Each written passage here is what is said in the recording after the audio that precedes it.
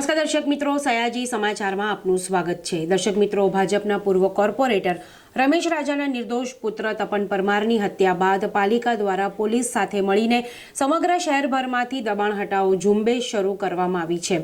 આ ઝુંબેશને કારણે અટલાદરા સ્થિત પાલિકાનો સ્ટોર પણ હાઉસફુલ થઈ ગયો છે।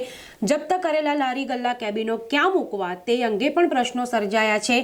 જોકે તેમ છતાંય પાલિકાની દબાણ હટાવો ઝુંબેશ હજુ પણ યથાવત છે। આજે પાલિકાની ટીમ પોલીસ બંદોબસ્તને સાથે રાખીને પહોંચી ગોરવા વિસ્તારમાં, જ્યાં ચિશ્તિયાનગર એલએનટી બિલ્ડિંગથી લઈને ગોરવા મધુનગર બ્રિજ સુધીના ગેરકાયદે હંગામી દબાણો ઉપર સપાટો બોલાવ્યો।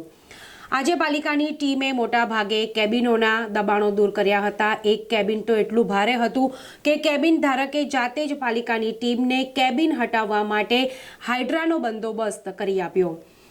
લારી ગલ્લા કેબિનો શેડ સહિતના દબાણો આજે પાલિકાની ટીમ દ્વારા દૂર કરવામાં આવ્યા અને લગભગ 3 ટ્રક જેટલો સામાન જપ્ત કરવામાં આવ્યો।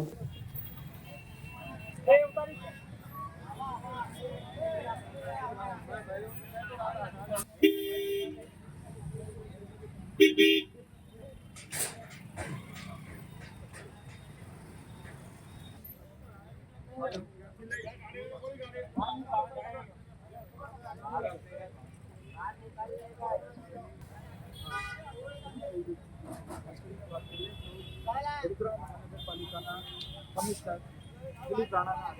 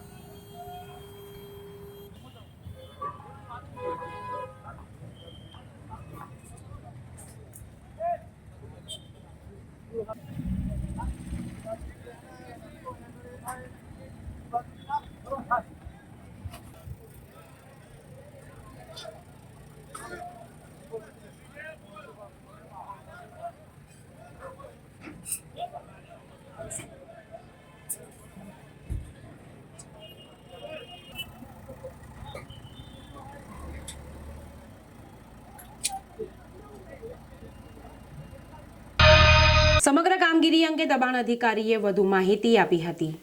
વોર્ડ નંબર 1 માં સમાવેશ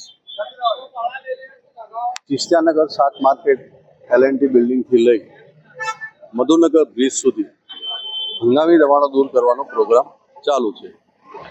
3 ટ્રક જેટલો સામાન જમા લીધેલ છે, શેડ પણ દૂર કરેલ છે, કાર્યવાહી ચાલુ છે। ફતેગંજ પોલીસ સ્ટેશનનો સ્ટાફ, વોર્ડ ઓફિસર શ્રી, તેમનો સ્ટાફ, દબાણ શાખાની ટીમ, કોમર્શિયલ ડિપાર્ટમેન્ટની ટીમ સાથે રાખી સંયુક્ત રીતે હંગામી રોડ ને ફૂટપાથ પરના હંગામી દબાણ દૂર કરવાનો પ્રોગ્રામ કાર્યવાહી ચાલુ છે। હાઇડ્રાનો એટલે કેબિન થોડું હેવી હતું, એટલે કેબિન ધારકે કહ્યું કે હાઇડ્રા હું પ્રોવાઈડ કરું જેનાથી સેફલી ચડી શકે।